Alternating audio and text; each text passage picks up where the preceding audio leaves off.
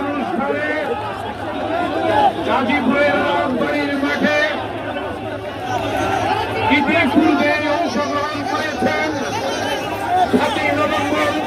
এই দেশ থেকে আমাদের চিরতরে স্বৈরাচার বিজয় নিয়েছে।